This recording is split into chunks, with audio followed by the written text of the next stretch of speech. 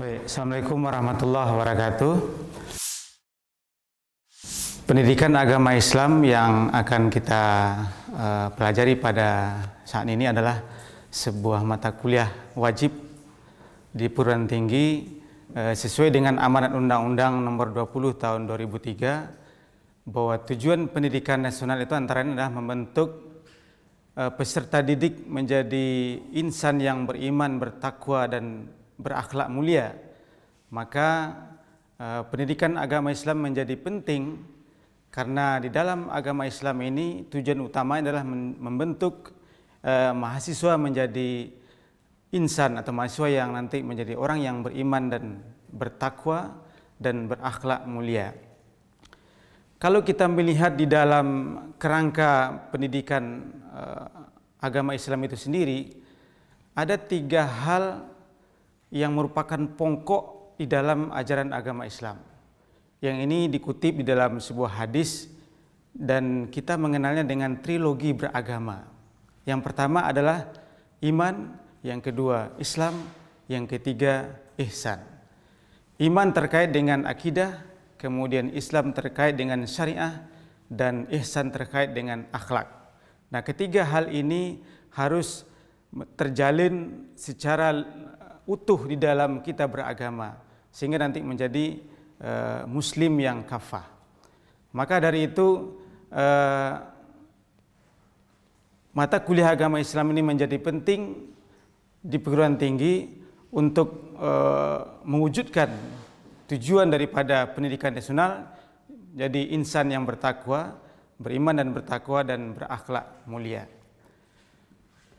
Pendidikan agama Islam itu berbeda dengan pelajaran agama Islam yang mungkin sudah dipelajari oleh mahasiswa di waktu duduk di bangku SMA dan SMP.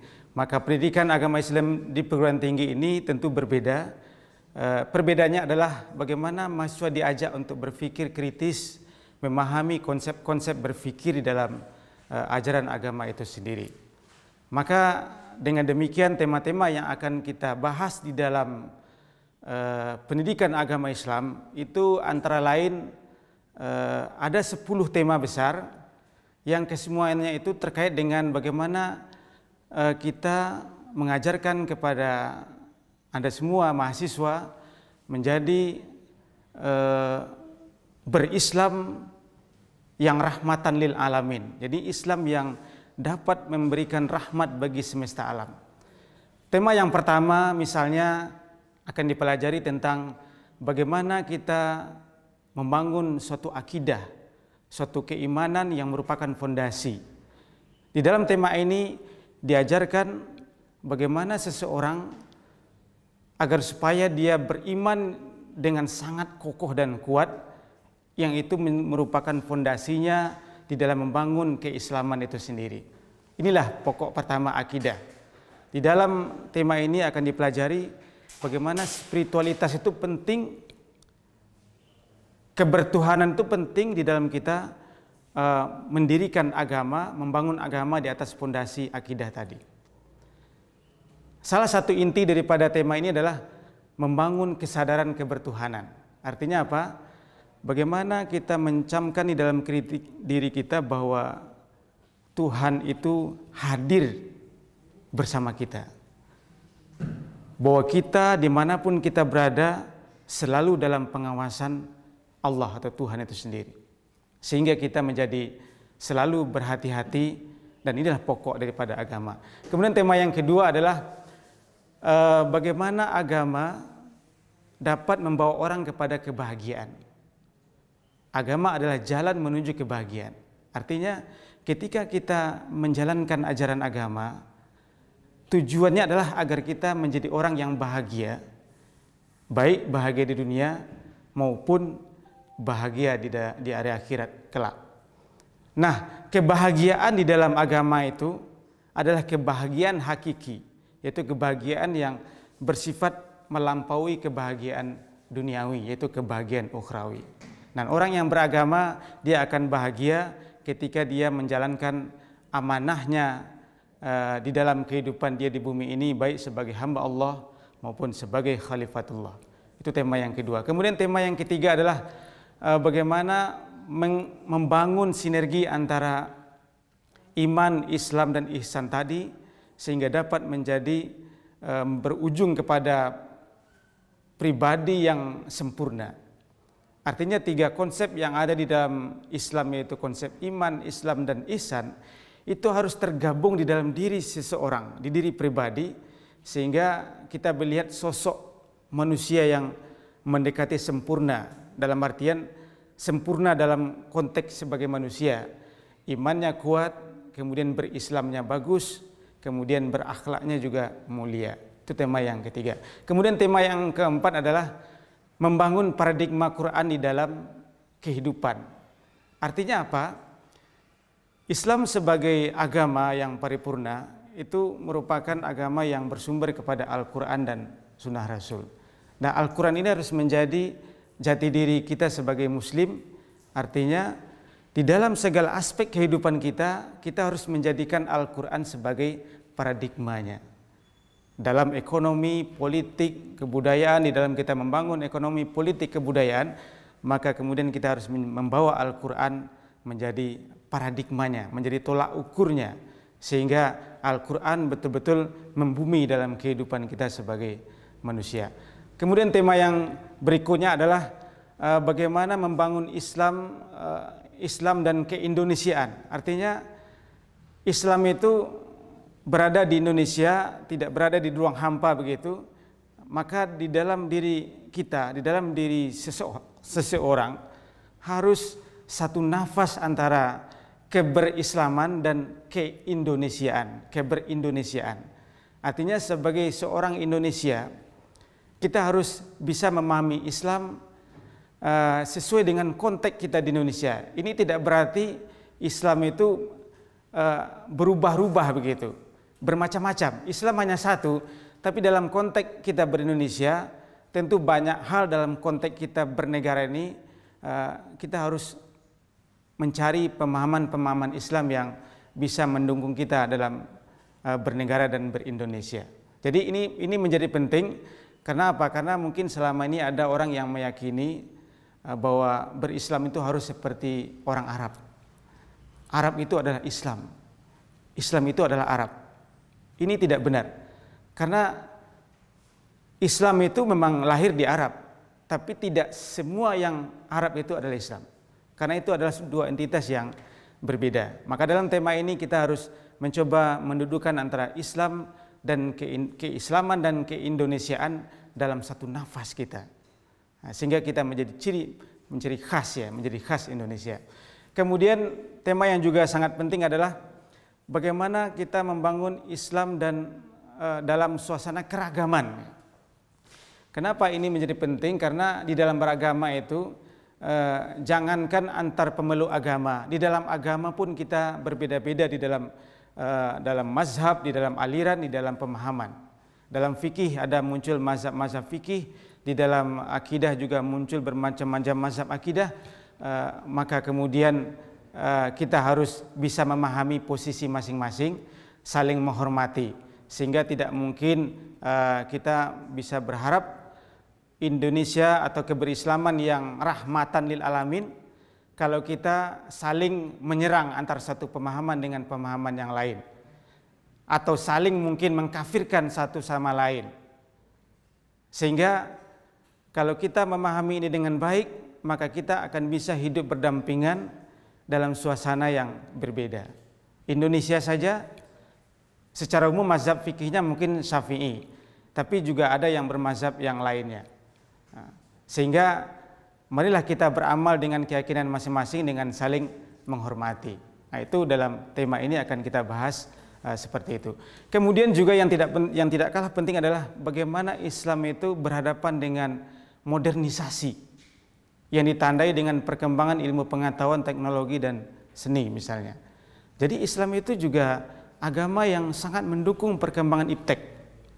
Bahkan disebut lebih dari 700 ayat di dalam Al-Quran itu terkait dengan ilmu atau menyebut dengan istilah ilmu gitu. Ini menunjukkan bahwa Islam dengan Al-Quran adalah agama yang sangat peduli dengan perkembangan ilmu pengetahuan. Sehingga semestinya orang Islam ini harus maju dalam iptek. Karena kitab sucinya mendorong untuk perkembangan iptek. Dan ini sudah dibuktikan oleh ilmuwan-ilmuwan Islam pada abad pertengahan. Mereka berjaya dalam bidang ilmu pengetahuan dan teknologi, sehingga mereka menjadi referensi, menjadi literatur bagi pengembangan ilmu pengetahuan pada saat itu. Jadi Islam dan modernisasi juga nafas. Bagaimana keislaman dan kemodernan begitu. Orang Islam tidak boleh tertinggal dalam bidang ilmu pengetahuan. Orang Islam harus terbuka di dalam pengembangan ilmu. Kemudian tema yang berikutnya adalah bagaimana kontribusi Islam terhadap peradaban dunia. Jadi Islam itu juga harus memberikan sumbangsi terhadap pembangunan peradaban. Artinya apa? Kalau kita melihat sejarah Islam, terutama di abad pertengahan, itu kita melihat ilmuwan-ilmuwan yang sangat banyak untuk menyebut misalnya antara lain Al-Farabi, Ibnu Rus, Ibnu Sina, dan lain-lain sebagainya dalam berbagai cabang ilmu, itu sudah memberikan pondasi yang luar biasa terhadap perkembangan ilmu pengetahuan. Sehingga kalau bisa dikatakan sumbangan Islam terhadap perkembangan peradaban dunia yang ditandai dengan ilmu pengetahuan dan teknologi itu tidak kecil. Dan ini diakui oleh ilmuwan Barat itu sendiri. Untuk menyebut tadi di abad pertengahan yang itu terjadi pada zaman kekhalifahan Al-Ma'mun ya, dengan Baitul Hikmahnya yang memperkerjakan ilmuwan-ilmuwan, penterjemah-penterjemah untuk menerjemahkan filsafat Yunani, kemudian diberi nilai-nilai keislaman, kemudian berkembang. Dan konon kabarnya inilah yang mempengaruhi Eropa dengan Averroismenya oleh Ibnu Rus. Kemudian Eropa bangkit dari ketertinggalan dengan munculnya Aufklärung dan Renaissance itu konon dapat inspirasi dari Ibnu Rus yang terkenal di dalam buku sejarah yang disebut dengan Averroisme. Itu gerakan atau paham-paham Ibnu Rus yang mengajarkan bahwa agama tidak bertentangan dengan ilmu. Agama tidak bertentangan dengan ilmu. Ini menjadi satu kata kunci sehingga orang Eropa bisa bangkit dari kegelapan atau masa kegelapannya, karena selama ini sebelumnya mereka sangat memusuhi agama karena agama dianggap musuh ilmu pengetahuan. Kemudian tema yang ke-9 adalah bagaimana membangun masjid, peran dan fungsi masjid untuk membangun budaya Islami. Masjid adalah menjadi pusat kebudayaan bagi orang Muslim. Kalau zaman dahulu masjid itu berfungsi bermacam-macam ya. Nabi memfungsikan masjid sebagai tempat pendidikan, sebagai tempat mengatur strategi perang dan sebagainya.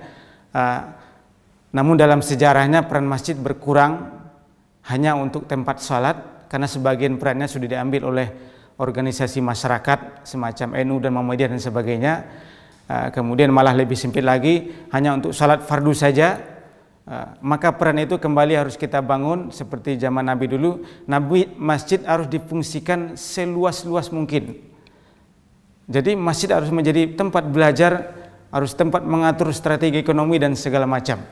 Jadi peran dan fungsi masjid harus diberdayakan sehingga umat Islam itu betul-betul hidup atau budayanya hidup dari budaya yang dibangun dari masjid. Dan tema yang terakhir adalah bagaimana perspektif Islam tentang zakat dan pajak. Ini menjadi penting juga karena terjadi perdebatan, ada sebagian muslim yang mungkin mengatakan bahwa kita tidak perlu bayar pajak karena kita sudah bayar zakat. Ini akan berbahaya pendapat seperti ini. Kenapa? Karena sebagai warga negara kita memang punya kewajiban untuk membayar pajak, tapi sebagai seorang muslim kita berkewajiban membayar zakat. Jadi zakat itu adalah kesalehan kita sebagai seorang muslim, maka pajak adalah kesalehan kita sebagai warga negara. Jadi ada 10 tema pokok di dalam pembelajaran agama Islam yang kesemua tema itu mengarah kepada pembangunan peserta didik atau mahasiswa menjadi manusia yang paripurna, kemudian manusia yang mengembangkan Islam yang rahmatan lil alamin, gitu ya. Nah, jadi intinya yang terakhir adalah bahwa pendidikan agama Islam di perguruan tinggi ini harus ada dua hal yang diperhatikan. Yang pertama adalah bahwa pendidikan agama Islam di perguruan tinggi tidak hanya ingin membuat kita mahasiswa menjadi pribadi yang taat dengan agamanya atau sebagai muslim yang baik atau good muslim ya, good muslim, tapi juga sekaligus menjadi warga negara yang baik, good citizen. Artinya apa? Dia taat beribadah, soleh, tapi juga menjadi warga negara yang baik, taat membayar pajak, membuang sampah tidak di sembarang tempat, menjaga keseimbangan di dalam masyarakat. Jadi muslim yang baik, warga negara yang baik. Betul dapat mencapai tujuan daripada pendidikan agama itu, yaitu menjadi mahasiswa, menjadi orang yang taat beragama, karena tidak mungkin dengan 2 SKS pendidikan agama Islam ingin menjadikan mahasiswa menjadi pakar dan ahli dalam agama. Tidak mungkin, karena hanya 2 SKS begitu. Sehingga mata kuliah agama Islam ini tujuannya adalah untuk menjadikan mahasiswa menjadi taat dengan ajaran agamanya, sehingga kemudian mengimplementasikan di dalam kehidupan keilmuannya dan profesinya masing-masing, sehingga nanti Islam akan selalu hidup di dalam dirinya dan kemudian di dalam masyarakat ketika dia hidup di tengah masyarakat. Demikian, assalamualaikum warahmatullahi wabarakatuh.